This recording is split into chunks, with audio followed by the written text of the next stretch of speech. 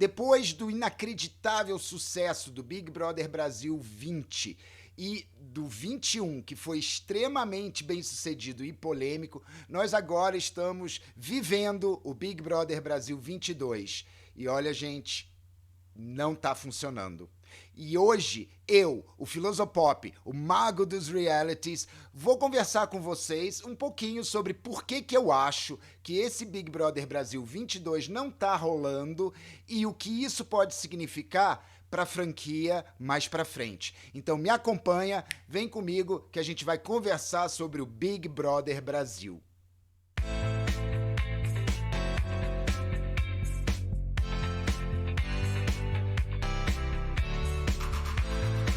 Não se tem como negar que o Big Brother Brasil é um dos mais, se não o mais importante da franquia em termos de impacto na sociedade, números, sabe, e popularidade e presença na conversa diária da população. Desde sua primeira temporada, o Big Brother Brasil tem sido alvo de todo tipo de conversa, desde elogios até grandes críticas. Vários acontecimentos dentro das casas geraram conversas na sociedade e vários eventos que aconteceram também causaram muita polêmica e nos fizeram olhar não só a televisão como a sociedade de uma maneira diferente após a sua experiência. Entretanto, depois de uma drástica e interessante mudança entre o Big Brother Brasil 19 e 20, nós tivemos uma virada nesse jogo com a presença das celebridades formando o chamado camarote. Esse novo ar veio, esse novo ar deu impulso ao jogo, trouxe novos elementos de jogo, jogabilidade, trouxe novas discussões, porém, chegamos à terceira iteração dessa nova maneira de jogar e nós estamos tendo um problema. O Big Brother Brasil 22 não funcionou, não chega nem perto dos seus antecessores. Então, o que será que aconteceu ou está acontecendo para que a recepção do público e da crítica e de todos envolvidos assim na conversa seja tão negativa? Eu acho que tem vários motivos aparentes, mas também tem outros motivos históricos. Então eu vou falar do que está acontecendo e eu quero convidar todo mundo para que participem aqui nos comentários, né? Seguindo, dando like, fazendo toda aquela mise-en-scène do youtubeiro. Me ajuda, eu ainda não tenho patrocinadores, mas eu tô indo para lá. Então, força, porque isso ajuda demais. Né? Então, o Big Brother é um jogo, e é um jogo jogado na televisão, tanto no pay-per-view quanto na versão editada que a gente assiste diariamente na Rede Globo. E por ser um jogo, ele constitui-se de tabuleiro, regras, peças auxiliares e principalmente dos jogadores, aqueles peõezinhos, aqueles bonequinhos que vão seguindo, né? Use por aí um pouco a ideia de o jogo da vida misturado com detetive, porque é uma casa e etc. Né? Claro que cada uma dessas partes tem certas coisas que poderiam ser mudadas para trazer um pouco mais de dinamismo e de cor para o jogo. Mas isso eu quero falar lá no final, quando eu juntar algumas ideias. Porque agora eu quero focar na principal peça, unidade desse jogo, que são os participantes, os jogadores. Eu acho muito difícil e talvez forçar muito falar a seleção foi péssima porque as pessoas que deveriam selecionar, o diretor, tarará. Eu acho que isso é só parte da situação, eu não vou nem dizer problema. Primeiro, vamos concentrar nos camarotes. Esses são pessoas que já estão na mídia, que já conhecemos e que já interagem embaixo dos nossos olhos, né, diariamente. Nós sabemos da vida, dos babados, dos acontecimentos, das declarações, e essas pessoas têm imagens públicas. Né? Quando você estuda o fenômeno da celebridade, você vê que existe uma narrativa dessas pessoas. Tanto é que não é de se estranhar que Bruna tenha sido procurada, sabe? Não é de se estranhar que as pessoas que foram escolhidas pro camarote tenham histórias aqui fora. Arthur é um outro exemplo. né? Jade, pela sua riqueza extrema e sua vida, Luz seria uma peça interessante até porque ela é big, e isso tudo trabalha, né? Estamos numa estrutura capitalista, dinheiro, atenção, patrocinadores, então não vamos ser inocentes. Agora, o que acontece é que não há uma proposta de jogo fora Arthur e Jade forte de jogar mesmo. Né? Parece que há um descompasso entre as personalidades apresentadas na mídia e na vida com o que está sendo visto dentro da casa. Né? A gente fica meio sem saber se o erro foi de quem selecionou essas celebridades ou delas mesmas, né? Ao se apresentarem, ao interagirem, etc. Ao contrário das duas outras edições, onde as celebridades estavam lá muito presentes e acontecendo, né? No 20 pela novidade que era, né? E aí a gente viu vários jogos sendo colocados, desde da euforia, infelizmente, condenada de Boca Rosa, ao extremo cálculo de Manu e sua estratégia de mídia, né? Rafaela Kalimann, santificada, cada pessoa trazia uma novidade aí, uma coisa que a gente não conhecia do lado celebrity. E no 21 elas vieram, assim, fortes para jogar, para mostrar jogo ali dentro, né? E acabou causando todo um rebuliço que deu numa extrema rejeição, né, aqui do público para esses participantes. E isso afetou o 22 muito. Da mesma maneira que o 5 acabou afetando o 6, sabe? E o 12 afetou o 13, nós vemos nesse aqui as celebridades não se jogando, né, ao jogo.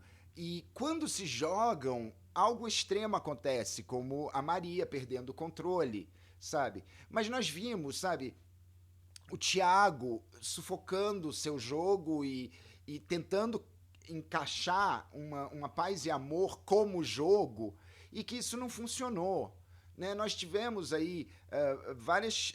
A Bruna, né? Que, enfim, ficou famosa por ser planta, etc. Então, eram celebrities que não estavam afim de jogar do jeito que a gente conhece, a não ser, de novo, Arthur e Jade. Arthur, muito bem preparado por Maíra Card, e o fato de que Maíra Card participou do BBB 9, onde Max jogou. Né? Max sendo um dos templates para o jogo de Arthur. Né? Então, o que a gente tem? Nós temos, então, um investimento no pipoca. Mas aí é que está um dos problemas. Eu não posso dizer que é um fato, mas eu quero levantar uma hipótese. Já era hora de um celebrity ganhar. Então, é possível imaginar, mas não afirmar, que a escolha de alguns dos pipocas foi olhando por esse lado. Né? E a maneira com que elas se vendem não teria nada a ver, sim, que eles realmente saberiam que um Vini não iria ser aquilo que ele prometia, um Eliezer não ia jogar da maneira corajosa que ia, e que talvez o jogo de uma Jéssica e uma Natália pudessem ser vistos de maneiras antipatizadas pelo público. Não estou dizendo que foi isso. Porque a outra hipótese, dizer que esses todos enganaram a produção, eu acho pior. Eu acho pior, para falar a verdade. Porque escolha é escolha, agora ser enganado. Então eu acho que eu vou dar essa para a produção. Sabe? Eslovênia, aquele modelo de Juliette, praticamente, né? E o visual também, e o jeitinho de Vini ao se venderem, né, nos vídeos e nas apresentações. Então eu acho que talvez tenha sido calculado isso. Não posso afirmar. Mas o que nós temos é um elenco extremamente sem carisma, ou com carisma muito pessoal, por serem pessoas muito interessantes, porque eu quero dar isso pra Lina, sabe? Eu acho que a Lina é uma pessoa interessantíssima, uma ótima pessoa a se ver, se ouvir, né? Então são pessoas, assim, com muitas qualidades próprias, né? Só que, no frigir dos ovos, nós não temos aquele carisma, aquelas personalidades, aquelas conversas interessantes no pay-per-view, como nós vimos nas outras edições. E pegando também essa ideia do 21 ter sido tão forte no, aspas, cancelamento, nós temos as pessoas nesse 22 muito mais cuidadosas, muito menos compromissadas e com atitudes covardes, não só de medo, mas de maldade e malícia também, que eu acho uma coisa muito possível, mas um pouco problemática, porque no Brasil a gente vê que o público gosta de bons afetos e gosta da pessoa que é boa, coração bom, inocente, naivo, uma coisa assim, né? Bem acessível para essas emoções mais melodramáticas. E ó, tá valendo, cada cultura tem o seu Big Brother, eu não tô questionando isso, né? Mas é aí que eu tô vendo um dos grandes problemas. E os jogadores que se propõem a jogar naquele formato clássico, já vou falar nisso, do formato secundário, o formato clássico, que é o armar situações, armar votos, etc, etc, não estão trazendo muita dessa parte mais humana, essa coisa do jogo free calculista. Eu acho maravilhoso porque eu gosto, mas eu sei que no Brasil a gente tem que também demonstrar muita humanidade. É como eu falei algumas vezes lá no meu Twitter, @filosopop, que falta um pouco ao Arthur, zaga, zaga, zaga, tei, tei, tei, mais dessas situações, mais dancinhas, mais risadas, mais humor mesmo, né, no dia a dia, etc. Mesma coisa com o Pedro Scooby, que parece muito engraçado quando ele é editado, mas quando a gente vê no pay-per-view ele é mais ranzinza do que qualquer outra coisa. Jade também, com a sua grande jogada ou tentativa de jogada, apresenta jogo, mas nem mesmo o caso dela, se bem que aí o caso dela depende muito de quem vê. Tem muita gente que eu noto que acha lindo, acha que é gostoso, que é bonito, que rola uma coisa ali. Tem gente que tá vendo só como, pô, uma pegação bacana, etc. Mas assim, não é uma história. Aliás, 4 casais nessa bodega e nenhuma é uma grande história, né? Você vê Laís e Gustavo, Eslovênia e Lucas, né? Você vê PA e Jade, e você vê Natália, que aliás Eliezer, né? Que é assim, o macho alfa. Enfim. Né? Mas isso é um outro problema que dá quando fica o Vini em rotação, né? Em translação ao redor dele, o Kernick que bolou esse, foi muito engraçado. Mas então, a gente tem um elenco que não funcionou, não pegou, não foi bem escolhido, ou se apresentou mal, assim, para quem escolheu.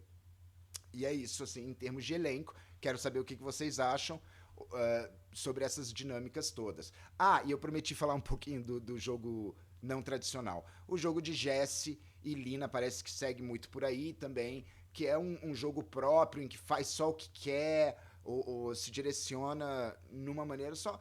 E muita gente critica, olha, eu acho que é um jogo, é válido, e eu não tenho essa crítica, talvez não seja a melhor tática, mas no final a gente só vai saber no último momento, quando a pessoa que vencer, né? A gente pode não gostar do jogo, como no futebol, você acha que teu time tá jogando feio, mas ele vai lá, faz o gol e ganha. Então, né?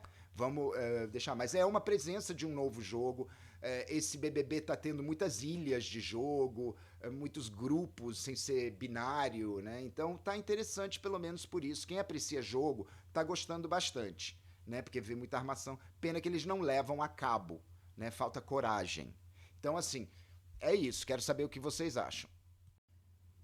O tabuleiro e as dinâmicas. Eu botei juntos porque a crítica que eu tenho a fazer a isso é a mesma, só que aplicada a essas instâncias diferentes. Então eu quero trazer para vocês uma coisa assim, e eu vou até fazer a Débora dos falsetes, assim, né? Trazer um pouco de cultura para esse povo. Mas não se preocupem, porque é um pouquinho de semiótica, mas eu acho que vocês vão curtir bastante. Vou até botar um espacinho aqui para poder encaixar a imagem, que vocês podem testemunhar aqui, né? Deixa eu chegar até mais para cá. Vocês podem testemunhar aqui. E para quem não enxerga ou não está conseguindo enxergar, muito bem, é basicamente o plano semiológico, olha só, plano semiológico, do dinamarquês Louis Hjelmslev, que eu uso muito para fazer minhas análises. E ele fala que é o seguinte: uma semiótica, uma semiose, né, um signo, eu não vou entrar em detalhes de palavras.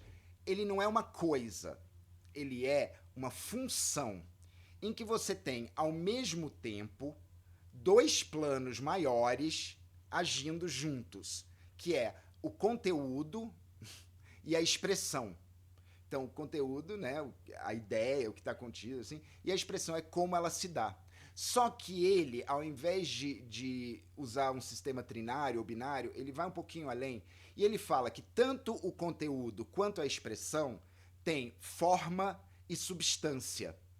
e que são as formas que agem junto para o signo aparente, né? O que a gente presencia, né? Pode ser um som, pode ser um programa de TV, pode ser uma coisa escrita, né? Mas que você tem que a substância disso faz uma participação muito grande nesse signo. Então, por exemplo, eu vou dar um exemplo claro para que a gente possa ver isso em ação e não ficar perdido em palavras, que é, né, esse bom e velho jogo chamado Jokenpo, que a gente tem, né? E olha só, percebe aqui que nós temos os 4 planos. Eu estou narrando para quem não vê.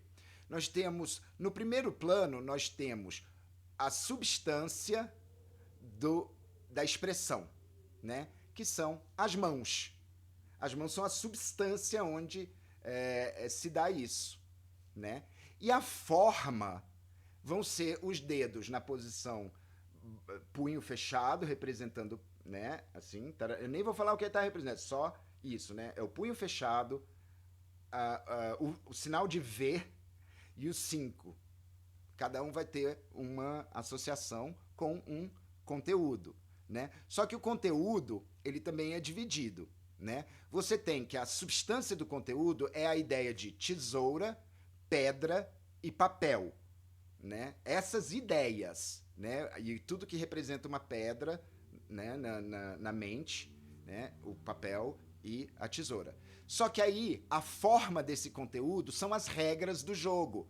Tesoura bate papel, corta papel, papel enrola na pedra, pedra quebra tesoura, e com isso você tem quem vence cada rodada, que é o grande sentido da coisa, né? Então, o Helmsley, claro, eu simplifiquei absurdo, os semiólogos devem estar tendo ataques, mas é isso que a gente precisa para eu poder olhar para essas duas coisas que eu falei antes, né? Que são o tabuleiro e as dinâmicas. Eu acho que na hora que eu estava explicando o Jokenpo, muitas pessoas já começaram a pensar nas dinâmicas, principalmente no bate-volta, né? Que o bate-volta é a mesma prova, só muda os desenhos e o patrocinador. Então é exatamente isso. Você não muda a substância nem a forma do conteúdo significativamente. Você muda só a expressão disso. Então, semana após semana, você tem basicamente a mesma semiose, mudando só a expressão, né? E todo mundo já fica, tá, mais um jogo de quebrar coisinha né, em etapas e regras.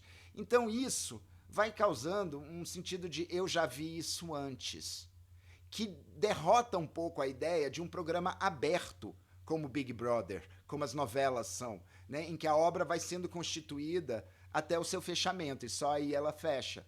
Então, esse é um grande problema. A casa também, falaram que fizeram reformas, mas essas reformas, né, elas são só também na expressão, e às vezes, talvez, no posicionamento das coisas, para tentar significar algo diferente, como botar o quarto do líder em cima, coisa que já foi feita. Ao invés de você realmente revolucionar a casa, sabe, botar um quarto apenas e todo mundo convivendo ali, alguns dormindo em cama, outros dormindo em redes e outras no chão ou num tatame, sabe, e todos tendo que conviver ao mesmo tempo, ou então botando vários quartos, sabe, inclusive tenda, sabe, que seria o tacunada, você vai pra tenda no jardim, entende? Você pode ir além na forma e na substância, né, do conteúdo, sem modificar o jogo muito, porque esse eu acho que é talvez aqui o ponto focal que me incomoda como apreciador do programa, né, e de tudo que ele pode representar. Não há um investimento em mudanças significativas, porém graduais. É porque assim, a gente sabe que não dá para mudar de uma hora para outra, o público não recebe bem, mas você instituir reais mudanças, sabe, na dinâmica e no jogo. Agora eu vou dar um crédito que pelo menos nessa temporada eles fizeram muitas dinâmicas na hora dos votos. O problema talvez tenha sido o excesso, e com isso só na 8ª semana a gente ganha um raiz, como o próprio Tadeu brincou, que atrapalha também uma das coisas essenciais do jogo, que é a estratégia, e conseguir levar estratégias adiante, e com isso se sentir mais empoderado no jogo. Eram muitas surpresas que deixavam eles fora de chão, mas ao mesmo tempo também testava o coraçãozão, o núcleo ali, porque trabalhar sob surpresa dá o pulo do gato, então vamos dar, até isso eu vou dar crédito, né? Então eu acho que, assim, há uma tentativa. Porém, é aquela coisa, eles já esperam um Big Fone, sabe? É tá com nada, tá na xepa, variações do nada, sabe? O monstro é outro exemplo, né? De que só mudam a substância, desculpa, a expressão e não a substância, sabe? Todo monstro é ficar parado num lugar fazendo barulhinho, ou então perturbando. Tipo, nós já vimos isso antes. E aí é que tá essa sensação de eterno retorno, em que toda temporada do Big Brother acaba sendo, tipo, só uma mudança de jogadores. E é por isso que o 22 tem esse grande problema. Na mudança de jogadores, você não traz um elenco interessante e você, com isso, perde a possibilidade de esconder um pouco esses outros problemas que são históricos, porque há 20 e tantos anos o jogo continua o mesmo, entende? Nós não temos grandes mudanças e sempre aquele investimento no tédio, né, como motriz de eventos. Então, eu acho que um BBB 23, 24 se beneficiaria muito de ter dinâmicas diárias, com consequências, sabe? Com decisões, com escolhas, com provocações, sabe? Mas não excessivas, porque senão a gente acaba com agressões muito fortes e não jogo, né? Porque o jogo é saudável quando você joga jogado, né? E não ficar procurando pobreza de caráter em um jogador ou uma outra jogadora, etc, etc. Então eu acho que essa reflexão coloca algumas das ideias que eu quero passar há muito tempo e que o Twitter 280 caracteres não me permite elaborar. Espero que vocês tenham curtido. Eu estou louco para saber de vocês o que vocês acham que pode, precisa ou deve mudar, né? Que transformações você gostaria de ver num Big Brother que fosse a sua cara ou que você curtisse muito, tá? Então eu tô super aberto, né? Vocês podem me encontrar também quase que diariamente, não, vamos ser sinceros, diariamente, lá no Twitter, no @filosopop, né? E deixem seus comentários, eu interajo bastante, eu faço questão pelo menos de dar uma olhada e um like, né? E aberto para conversas, tá? Então um grande abraço, que o resto dos seus mês, dias, sei lá, quando você está assistindo isso, seja muito bom. E a gente se encontra depois. Eu vou voltar com alguns outros editoriais. Se vocês curtirem, deem um like, sigam, indiquem para amigos, mandem os links assim para os colegas, para quem gosta de BBB e gosta de tratar o BBB com uma certa seriedade, tá bom? Um abraço e vejo vocês depois. Obrigado pela atenção.